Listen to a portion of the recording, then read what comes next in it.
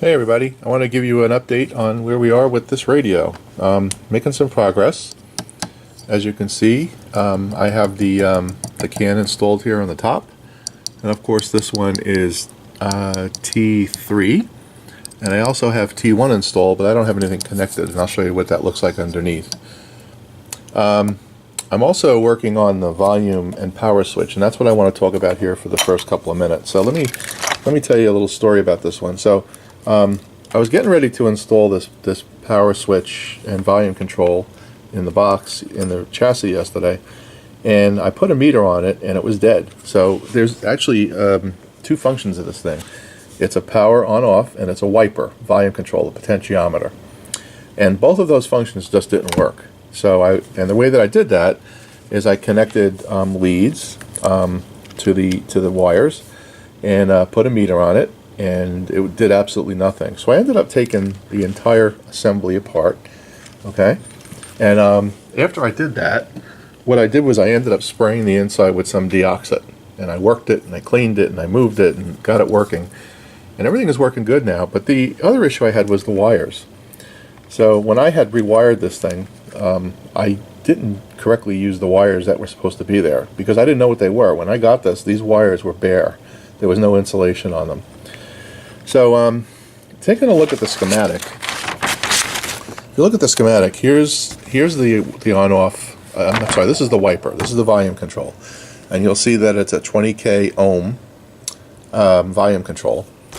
And by process of elimination, I've been able to determine that the wiper is red and white, okay, those two wires for the wiper, and the power is yellow and blue, okay, right there.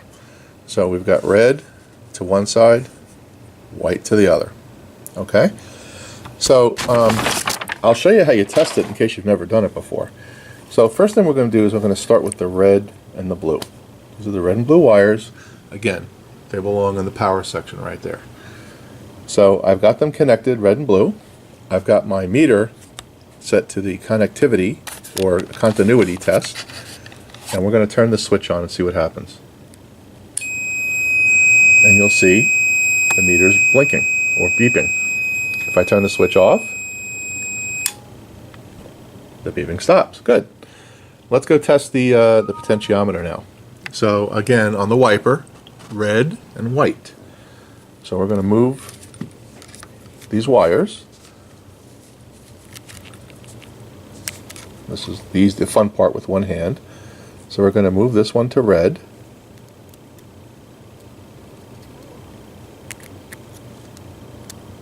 Okay, and we're going to move this one to white, which is right here. Okay, so just to recap, red and white. And again, if you look here, the wiper is red and white. Now on this one, I'm going to use the ohm setting, okay? And the reason why I'm going to do that is, although it's better to do this with an analog voltmeter or multimeter, you will be able to see the difference when I turn the knob on this thing.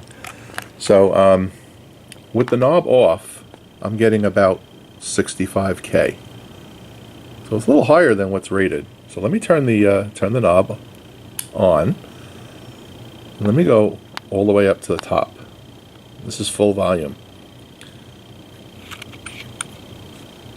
And you'll see I get 33 ohms. And as I'm going to turn it down slowly, and watch what happens. Now you got to remember, this meter is probably not fast enough to keep up with this. So I'm up to 27K. I'm up to 43K, 50K, 60K, 65K. And all the way up at the top, I'm up to 65.9K. Now that tells me at least that the wiper is working. Okay, so when I was doing this test before I fixed it, it was just zero, nothing, dead. Now, the only thing I'm a little concerned about is I've got 65K here, and I've got 20K volume control. Don't really know if that's right or not. I don't know if the volume control is going to work correctly, but I'm not going to worry about that right now. I'm going to focus on the fact that it works both for the power, on and off, and for the wiper. And if I have to change it after I get the radio working, I can always go to Radio Days and buy one of those and mount it on here. I also had to create my own cover. This thing had a cardboard cover around it, so I took a toilet paper roll and used hot glue and created another cover, because when you mount it on the chassis, it butts up against this transformer, so we don't want to have anything touching that. So that's the story with the on-off switch. Let me just give you a quick recap underneath. I really haven't done much on this in the last couple of days, but there is one thing that I wanted to cover. So let me move this out of the way. Let me shut my meter down. Okay, so when we look under the chassis, right here, and don't mind these loose wires, they are just from the coils that I haven't installed yet, so I'm not getting sloppy. I'll make sure I keep doing this thing neat.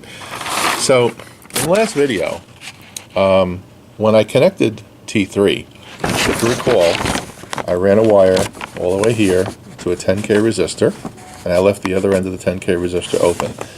And one of the folks that watched the videos, Bart, by the way, said, "Hey Ron, what about A5? What'd you do with A5? I didn't see you do anything there." And I went, "Yeah, you're right, Bart. Actually, I had found it after I published the video." So let's talk about what A5 is. So it's some type of tunable capacitor, right? So if we look at this diagram right here, and I'll turn this upside down, makes it a little bit easier. This is the underside of the chassis, pictorially, right? And you'll see right there, there's A5. So A5 is one of the trim capacitors. And if you look at the chassis, that's A5 right there. And you'll see that since I published my last video, I've run a wire from A5, which goes all the way to this tube socket right here, which I believe is let's see, it's the plate of the second detector, okay? So I've got a wire going from there to there. All I need to do now is put one to ground. So I fixed that. My next steps here, just to continue, are to connect these coils, right? So here's T1 I have to connect, and I've got some other wires here from T3 which I have to connect right here. Here's my antenna and my ground wire. Once I install the volume on-off switch, that's going to come through these holes here, and then it'll start to connect some of these things together. So basically, I have everything installed on the top of the chassis that I'm going to need. I do have one question, which I haven't figured out yet, and we'll see if that works. I noticed that this can has a hole in it. Now typically that would be for a grid cap, but all that's in there is a coil. And if I look at the schematic, and I'm going to need some help on this one. So that's T1 that we're talking about there. So if I look at the schematic and I look at T1, you'll see I've got one of the wires goes directly to the volume control right here, and that's going to be this white wire right here that you see here underneath, and that attaches to the on-off switch through this white wire right here. Okay. And then I've got another wire. They're calling it red, but in my case it's going to be, I believe it's going to be red actually. I have it correct. And it goes to another tuning capacitor, A1, and goes to ground. I don't see anything on T1, which is right here, that indicates that I've got a grid cap, unless that ground symbol right there means I have a grid cap. I don't know the answer to that, and maybe somebody who watches the video does. Or does this white right here, this wire, is that a grid cap? Don't know. I don't know the answer to that.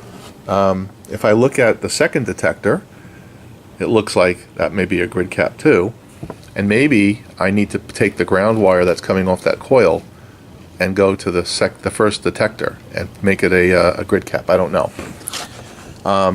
I look at my 2A5 and I don't have that grid cap symbol, so I think this dot here means it's a grid cap, but I'm not positive. I'm going to need to think about that one a little more. So if any of you know the answer, I would really appreciate it.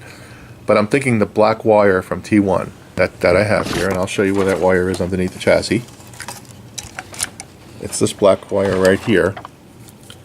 I'm thinking I may need to run this around the top of the chassis and come out that can and then connect it to a grid cap connector, which I have one here somewhere, and see if that works. So I'm going to ask for a little help on this one to be sure, because I'm not exactly positive on the symbols that they're using in the schematic here. So second detector, looks like a grid cap right there. This looks like the same thing here on the second 57 tube. So let me know what you think. Now see, I have another black wire here, so that's why I'm wondering what wire actually goes there. So I'm a little confused on that. So coming out of my T1, I have a white wire, which we're calling red here, and I have a black wire, which I have underneath the chassis right now, which I assumed is ground, right? It goes to ground. And then I've got a red wire coming out, but it looks like that red wire attaches to the tube somewhere. So what do you guys think? I think that's probably the grid cap. Let me see. So I had my little diagram that I drew. Let's see what this says. Yeah, well, there's the symbol, grid cap. I think I've kind of answered my own question, but I'm still going to see what you guys think. So it definitely looks like I need to put a grid cap on there coming out of T1. Okay? Anyway, that's it for today. This video is going on a little bit longer than I thought. I'm going to continue to start to connect some of these wires, get the volume on-off switch installed, and start to really make some progress on this thing. As usual, thanks for watching. This is Ron. Bye.